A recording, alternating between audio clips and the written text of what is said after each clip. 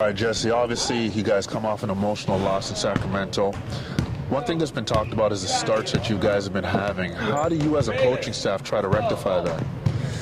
Well, I mean, we can tell them all day long till we're blue in the face. We can show tape, but they got to make the change, you know. And the proof is in the pudding, so to speak.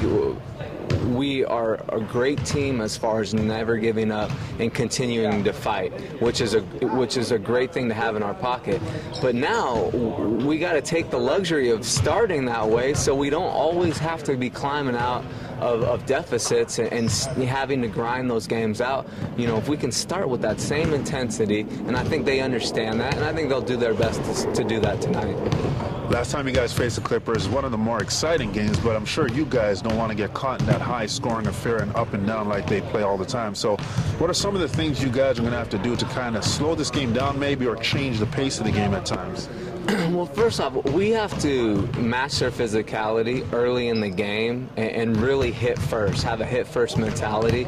And we got to play our style. We don't want to trade baskets and try to outscore them. That's not our personality. It hasn't been, you know, through the success that we've had. We've been defense first. And we really got to be physical tonight, try to focus on our defensive stops first, and then let the offense come to us. I think that, you know, will bode well for us. Jesse, how do you control pace at the other end?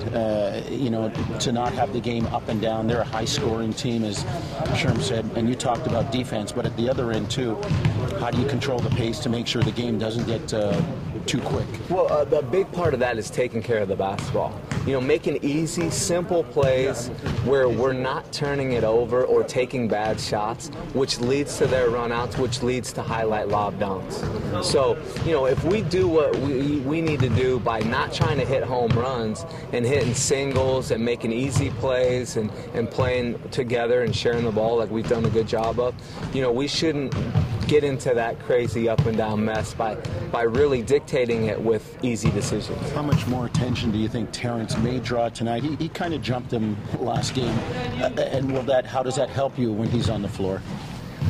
Yeah, I mean, T-Ross, you know, he had a great game, and it was one game, and I'm sure that he'll be on their edit and their scouting report, but he's got to do what he's done for us, you know, the whole time, which is defend. Focus on defending J.J. Redick, Jamal Crawford, then we can worry about the offense, but we really need him to guard tonight.